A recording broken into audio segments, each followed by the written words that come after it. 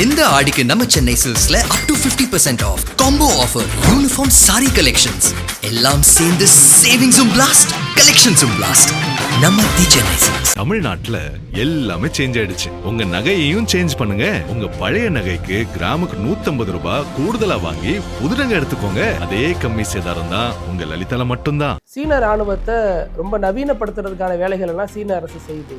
அப்படி செய்யறது இந்தியாவை பலகீனப்படுத்துறதுக்கு தான், இந்தியாவுக்கு செக் வைக்கிறதுக்கு தான், மறைமுகமா இந்தியாவை நெருக்கடிக்கு உள்ளாக்குற வேலைகளையும் சீன ராணுவம் செய்யுது அப்படிங்கிறாங்க. சைனா நம்ம நினைக்கிற மாதிரி ஒரு நாடே கிடையாது. சைனா வந்து ஒரு உலகம். இந்த சிங் டைனாஸ்டி வந்து one of the longest standing dynasty of the world. 2000 ஆண்டுகள் சிங் டைனாஸ்டி வந்து என்ன ரூல் பண்ணிருக்காங்க. இன்சிடென்ட்லி உங்களுக்கு தெரியும், சைனாவில் வந்து Chinese air force and Chinese navy எல்லாத்தையுமே பீப்புள்ஸ் லிபரேஷன் ஆர்மியிலிருந்து தான் ஒரு பகுதியாக பார்க்குறாங்க. மாடர்ன் மெத்தட்ஸ் ஆஃப் வார்ஃபேரை யூஸ் படுத்தி மிசைல் ஃபோர்ஸஸ் ரெடி பண்ணாங்க. சைனீஸ் மிலிட்டரி எப்படி குவாமின்டோன் பார்ட்டியை வந்து ஜெயிச்சது, ஷியர் நம்பர்ஸில் ஜெயிச்சது. 50 பேர் இருந்தால் இவன் 5000 பேர் அனுப்புவான். ஸோ முதல்ல ஆட்சியை பிடிச்சாங்க, அப்புறம் மிலிட்ரியை டெவலப் பண்ணாங்க, அப்புறம் கல்ச்சரை என்ன செஞ்சாங்க மாற்றினாங்க, அதுக்கப்புறம் என்ன செஞ்சாங்க, then they change the economic development. விவசாயிகளின் ஒரு ஃபோர்ஸில் இருந்து ஒரு ஹைடெக் ஃபோர்ஸாக ட்ரான்ஸ்ஃபார்ம் பண்ணிடுச்சு.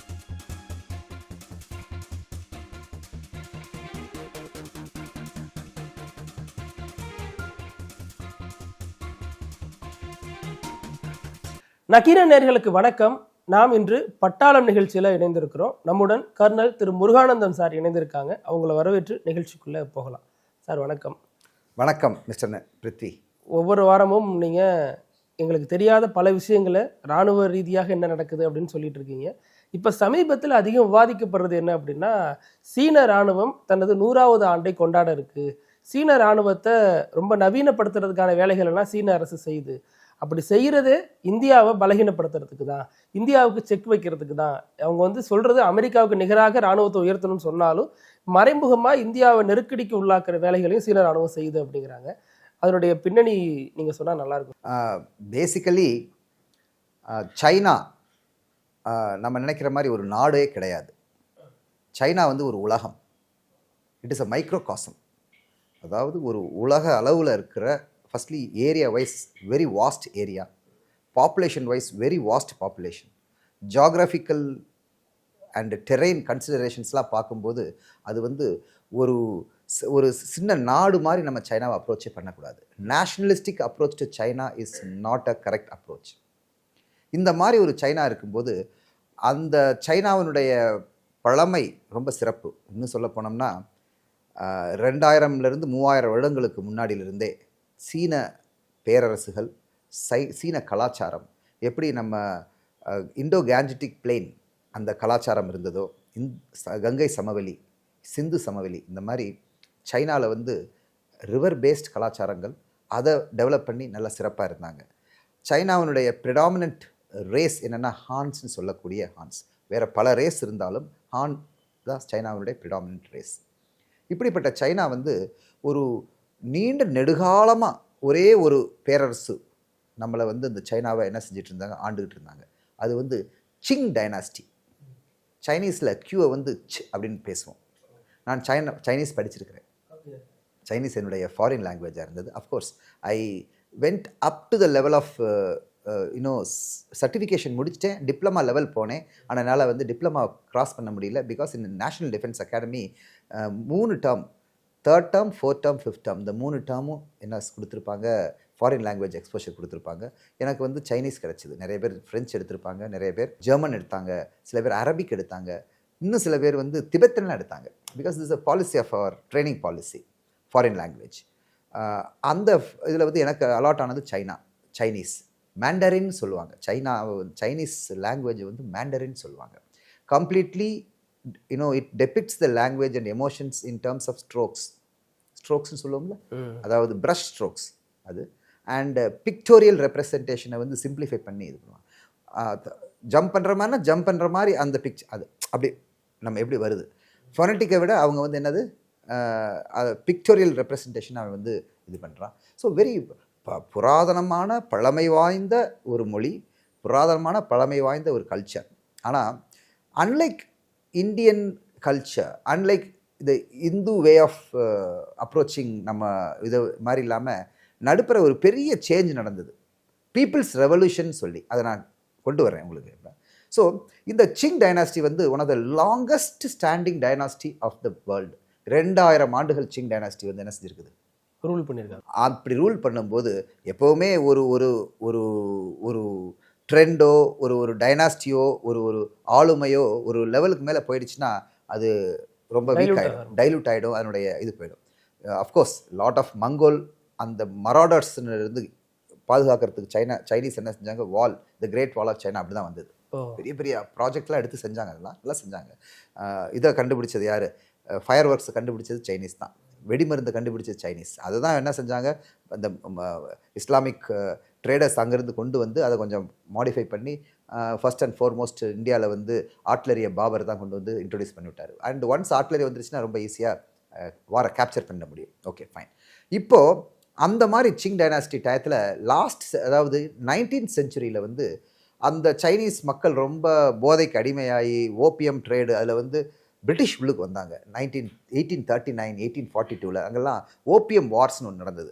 அந்த ஓபியம் வார்ஸில் வந்து சைனாவினுடைய டோட்டல் இதை ரொம்ப ஷேக் பண்ணிட்டாங்க. இதெல்லாம் வந்து மக்களுக்கு ரொம்ப கோபமாக இருந்தது. இந்த கோபத்தினுடைய வெளிப்பாடு வந்து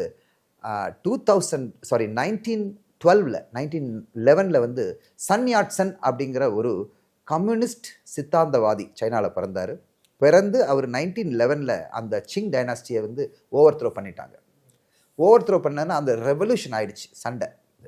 ஸோ ஒரு பக்கம் ஓல்டு பேராமீட்டர்ஸ் சிங் டைனாஸ்டி, இன்னொரு பக்கம் புதுமையான யங் டர்க்ஸ், அதாவது சன் யாட்சன். அந்த சன் யாட்சனுடைய ஃபாலோவர்ஸ் வந்து சில குவாமின்டாங் கட்சியில் இருந்தாங்க, சில மாசேத்துங் கட்சியில் இருந்தாங்க. இது முடிஞ்சவொடனே அதை ஓவர் த்ரோ பண்ணவுடனே சைனீஸ் மெயின்லேண்டை 2 ஃபோர்ஸஸ் டாமினேட் பண்ண ஆரம்பிச்சது. ஒன்று வந்து குவாமின்டாங், இன்னொன்று வந்து communist party, that is Mao Zedong போட்ட. அந்த மாசேத்துங் வந்து தன்னுடைய பலத்தை டெவலப் பண்ணுறதுக்கு பீப்புள்ஸ் லிபரேஷன் ஆர்மி அப்படின்னு, அதாவது மேன் பவரை வச்சு நம்பர்ஸை வச்சு அவர் என்ன செஞ்சார், பெசன்ட் ஆர்மி, ஒர்க்கர் ஆர்மி அப்படின்னு கொண்டு வந்தார். அந்த ஆர்மியினுடைய ஆரிஜின் தான் 1927. அது வந்து இப்போ 100 years, 100th year, 1 century வருது. இன்சிடென்ட்லி உங்களுக்கு தெரியும், சைனாவில் வந்து Chinese air force and Chinese navy எல்லாத்தையுமே பீப்புள்ஸ் லிபரேஷன் ஆர்மியிலேருந்து தான் ஒரு பகுதியாக பார்க்குறாங்க. இன்ஃபேக்ட் சைனீஸ் ஆர்மியை வந்து PLA அப்படிம்பா, பீப்புள் லிபரேஷன் ஆர்மி. ஆனால் சைனீஸ் நேவியை பிளான் அப்படிம்பாங்க, பீப்புள் லிபரேஷன் ஆர்மி நேவின்னு சொல்லுவாங்க. சைனீஸ் ஏர்ஃபோர்ஸை பிளாஃப்பாங்க, பீப்புள்ஸ் லிபரேஷன் ஆர்மி ஏர்ஃபோர்ஸ்பாங்க, PLAAF, பிளான், PLA இந்த மாதிரி. அஃப்கோர்ஸ் அதில் வந்து ஆஃப்டர் சம் டைம் சைனீஸ் என்ன செஞ்சிட்டாங்க, தன்னுடைய மாடர்ன் மெத்தட்ஸ் ஆஃப் வார்ஃபேரை யூஸ் படுத்தி மிசைல் ஃபோர்ஸஸ் ரெடி பண்ணாங்க. இப்போ இன்னும் அதாவது ட்ரோன் ஃபோர்ஸஸ்லாம் ரெடி பண்ணிட்டு இருக்காங்க. Will come to that later. But சஃபைஸ் to say 26 இந்த 26 கிட்டத்தட்ட 100 வருஷத்தில் சைனீஸ் வந்து தன்னுடைய மெத்தடாலஜி, ஃபிலாசபி, டாக்டிக்ஸ், வெப்பன்ட்ரி, எம்ப்ளாய்மெண்ட் அனைத்தையும் அவங்க வந்து சேஞ்ச் கொண்டு வந்துட்டாங்க. ஓகே, நம்ம இப்போ திருப்பி மெயின்லேண்ட் போவோம். குவாமின்டாங் அவங்கள வந்து இது பண்ணாங்க. அண்ட் மாசேத்துங்களுடைய பீப்புள்ஸ் லிபரேஷன் 2 டாமினேட் பண்ண ட்ரை பண்ணிட்டு இருக்குது. 2 பேத்துக்கு உள்நாட்டு போர் பயங்கரமாக நடந்தது. 1924 39 40 வரலும் கூட நடந்தது. 40 வந்து என்ன செஞ்சுட்டான், ஜாப்பனீஸ் என்ன செஞ்சாங்க, சைனாவை இன்வைட் பண்ணான். ஸோ இந்த 2 ஃபைட்டிங் ஃபேக்ஷன்ஸும் சைனாவிலேருந்து ஒன்றா சேர்ந்து ஜப்பானியர்களை எதிர்க்கிற மாதிரி பார்த்தாங்க. இப்போ இதில் என்னென்னா, எதிர்த்து ஒன்ஸ் ஜாப்பனீஸை வந்து முதுகெலும்பு உடைக்கப்பட்டு விட்டது. எதனால் முதுகெலும்பு உடைக்கப்பட்டு விட்டது? August 6 and August 9, little boy and fat man, அந்த 2 அணுகுண்டுகள் வந்து எண்ட் பண்ணிடுச்சு. கிட்டத்தட்ட இதே டயத்தில் தான் ஹிரோஷிமா நாகசாகி கரெக்டாக சொன்னீங்க. அதில் சொல்ல முடியாத துயரங்கள், சொல்ல முடியாத டெஸ்ட்ரக்ஷன், அளவலாவிய blood bath, it's a very massive damage. Japan உடனே என்ன சரண்டர் ஆகிட்டாங்க. சரண்டர் திருப்பி இவங்க 2 பேரும் சண்டை போட ஆரம்பித்தாங்க. இந்த சண்டை திருப்பி அகைன், அதாவது 39 டெம்பரரி நின்ன சண்டை குவாமின்டாங் பார்ட்டிக்கும் சைனீஸ் கம்யூனிஸ்ட் பார்ட்டிக்கும் திருப்பி 45 என்ன செஞ்சான், திருப்பி சண்டை போட்டான். 45 சண்டை போட்டு 49 வந்து டோட்டலி மாசேத்துங் என்ன செஞ்சிட்டாரு, தன்னுடைய எஸ்டாப்ளிஷ் பண்ணிட்டார் தன்னுடைய டாமினேஷனை. அது வந்து த லாங் மார்ச் அப்படின்னு வச்சார். அது வந்து ஒரு ஃபேமஸ் திங்.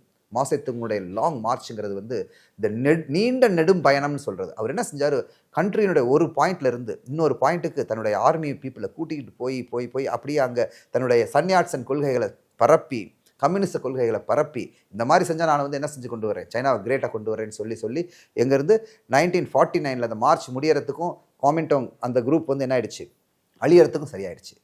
அந்த குரூப் என்ன செஞ்சாங்க, ஆக்டிவ்லி சப்போர்ட்டட் பை யுஎஸ்ஏ. மாசேத்துங்க ஆக்டிவ் யார் சப்போர்ட் பண்ணுறாங்க, ரஷ்யா. அப்போ கோல்டு வார் ஆரம்பிச்சிருச்சு. கோல்டு வார்னா பனிப்போர். இந்த ரெண்டும் தன்னுடைய ஸ்பேஸ் கிரியேட் பண்ணிட்டு இருக்கப்ப குவாமின்டாங் அந்த சாங்காய் ஷேக் அப்படின்னு சொல்கிறவர், அவர் குவாமின்டாங்கோட ஹெட், சைனீஸ் குவாமின்டாங் பார்ட்டியினுடைய ஹெட் வந்து சாங்காய் ஷேக். அவர் என்ன செஞ்சார், முடியலன்னு சொல்லி அவர் மெயின்லேண்டை விட்டு தள்ளி எங்கே போயிட்டாரு, இப்போ பயங்கரமான ஒரு இது நடந்துகிட்டு இருக்குது அந்த சைனா சீல, அந்த ஐலண்டுக்கு அங்கே போயிட்டாங்க. அவர் வந்து அங்கே என்ன செஞ்சார், தன்னுடைய விஷயங்களை வந்து டெவலப் பண்ணி கொண்டு வந்தார். ஸோ இது இப்போ தனியாகிடுச்சு. 1947 சைனா டிக்ளேர் பண்ணிட்டாங்க. என்ன டிக்ளேர் பண்ணிட்டாங்க, இண்டிபெண்டன்ஸ் டிக்ளேர் பண்ணிட்டாங்க. மாசேத்துங் சுப்ரீம் லீடர் ஆகிட்டார். Communist party, authoritarian party, single party system, party controls military is defending the country, அந்த மாதிரி ஒரு செட்டிங்கில் வந்துட்டாங்க. ஸோ இப்போ 26 ஆரம்பித்தது, 49 ஃபுல் கண்ட்ரோல் வந்துருச்சு. 49 இருந்து சைனீஸ் மிலிட்ரி என்ன செஞ்சாங்க, சைனீஸ் மிலிட்ரி எப்படி குவாமின்டாங் பார்ட்டியை வந்து ஜெயிச்சது, ஷியர் நம்பர்ஸில் ஜெயிச்சது. 50 பேர் இருந்தால் இவன் 5000 பேர்த்து அனுப்புவான், அப்போ என்ன ஆகிடும், அது ஜெயிச்சிடும். ஸோ ஷியர் நம்பரில் ஜெயிக்க அவங்களுக்கு வந்து அந்த பாலிசி மாவோசித்துங்க என்ன செஞ்சார், கிட்டத்தட்ட 1978 வரலும் இந்த நம்பரை டெவலப் பண்ணுற பாலிசி. நீங்கள் சொன்னீங்களே ஒரு நம்பருக்கு பதிலாக இப்போ ஆயுதங்கள் நம்பரை குறைச்சி என்ன செய்வாங்க, lean mean and keen army ஆக்கினாங்க சைனீஸ் ஆர்மியை. இந்த டிரான்சிஷன் நடந்தது, அது வேற, நான் அப்புறம் சொல்கிறேன். ஸோ மாசத்துங் இறக்குற வரலும் இந்த ஒரு அதாவது என்னன்னா இந்த கல்ச்சரல் ரெவல்யூஷன் சொல்லி பழைய கல்ச்சரை என்ன செய்கிறது, அதை அழித்து விட்டு புது கல்ச்சர், அதாவது ஒரு modern industrial based, agricultural based, modern nuclear family based கல்ச்சரை கொண்டு வந்தாங்க. அதனுடைய பேஸ் தான் இன்றைக்கி வந்து சைனா வந்து தன்னுடைய ரூட்ஸை இழந்து சைனா வந்து வேறு லெவலில் வந்துட்டாங்க. இது ஒரு பக்கம். அதுக்கப்புறம் டெங் ஜியாபங்னு ஒருத்தர் இருக்கார். அவர் என்ன செஞ்சார், சைனாவினுடைய ரிஃபார்ம், நம்ம எப்படி மன்மோகன் சிங் இருக்கிறாங்கல்ல நம்முடைய பழைய பிரைம் மினிஸ்டர், அவர் தானே நம்ம Indian reforms, financial reforms and economic லிபரலைசேஷனுக்கு முன்னோடின்னு சொல்லுவோம். அந்த மாதிரி டெங் ஜியாபங் என்ன செஞ்சார், இப்படி நம்ம ஒரேடியாக ஆட்களை டெவலப் பண்ணிட்டு இருந்தால் பத்தாது, நம்ம என்ன செய்யணும், எக்கனாமிக் ரிஃபார்ம் பண்ணணும்னு சொல்லி நம்ம எக்கானமி பொருளாதாரத்தை வந்து அந்த கம்யூனிஸ்ட் பேட்டர்னில் இல்லாமல் கொஞ்சம் கேபிட்டலிஸ்ட் கலந்த கம்யூனிஸ்ட் பேட்டர்னில் கொண்டு வந்தார். அது ஒரு பெரிய ஒரு சேஞ்ச். அந்த சேஞ்சால் தான் இன்றைக்கி சைனா என்ன இருக்குது, இவ்வளோ சிறப்பாக வந்திருக்கு. இல்லாட்டி சைனாவும் ரஷ்யா மாதிரி அதாவது ரொம்ப மோசமாக போயிருந்திருக்கும். அவர் வந்து 1978 2011 வரலும் அது நடந்தது. ஸோ முதல்ல ஆட்சியை பிடிச்சாங்க, அப்புறம் மிலிட்ரியை டெவலப் பண்ணாங்க, அப்புறம் கல்ச்சரை என்ன செஞ்சாங்க, மாற்றினாங்க. அதுக்கப்புறம் என்ன செஞ்சாங்க, then they change the economic development. And அப்புறம் இப்போ வந்தவர் யார், நம்ம ஜிங்பிங். அவர் என்ன செஞ்சார், இதை கன்சால்டேட் பண்ணார், தன்னுடைய பொசிஷனையும் கன்சால்டேட் பண்ணிக்கிட்டாரு, தன்னுடைய கண்ட்ரியோட பொசிஷனையும் கன்சால்டேட் பண்ணி இண்டஸ்ட்ரியல் டெவலப்மெண்ட், மேனுஃபேக்சரிங் அண்ட் இந்த மாதிரி இப்படி பண்ண அவங்களுக்கு இவருக்கு என்ன செஞ்சிருச்சு, ஜிங்பிங் வந்து ஹீ வாஸ் திங்கிங் நம்ம மிலிட்ரி என்ன செய்யணும், டெக்னிக்கலி எனேபிள்டு ஹைடெக் மிலிட்ரி ஆக்கணும், to enable them to fight two front war. ஒரு பக்கம் இந்தியாவும் சண்டை போடணும், இன்னொரு பக்கம் அந்த பக்கம் நம்ம இவங்க அமெரிக்கன் சைனா சீலையும் சண்டை பண்ணணும் அப்படின்ட்டு அவர் ஏர்ஃபோர்ஸுக்கு டெவலப்மெண்ட் கொடுத்தாரு, மிசைல்ஸ்க்கு டெவலப்மெண்ட் கொடுத்தாரு, மிசைல் ஃபோர்ஸஸ்க்கு, ஏர்ஃபோர்ஸுக்கு டெவலப்மெண்ட் கொடுத்தாரு, நேவியை வந்து சப்மரின்ஸ் ரெடி பண்ணாங்க, ஏர்க்ராஃப்ட் கேரியர் ரெடி பண்ணாங்க.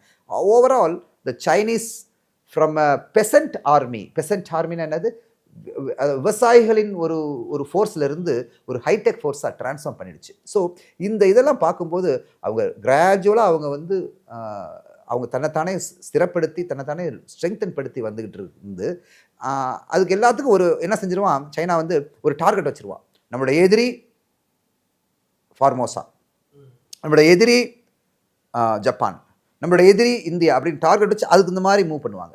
இப்போ அவங்க என்ன நினைக்கிறாங்க, நம்மளோட எதிரி வந்து எக்கனாமிக் எதிரி, அவங்களோட எதிரி யார், யுஎஸ்ஏ, அண்ட் மிலிட்ரி எதிரி யார், இந்தியா, கொஞ்சம் அந்த பக்கம் ஃபார்மோஸ், அதாவது ஹாங்காங், அந்த தட் சைட், அதுவும் கொஞ்சம் சவுத் சைனா சி, இப்படி பார்க்குறாங்க. நக்கீரன் டிவிக்கு சப்ஸ்கிரைப் செய்யுங்கள். உங்கள் ஆதரவே எங்கள் பலம்.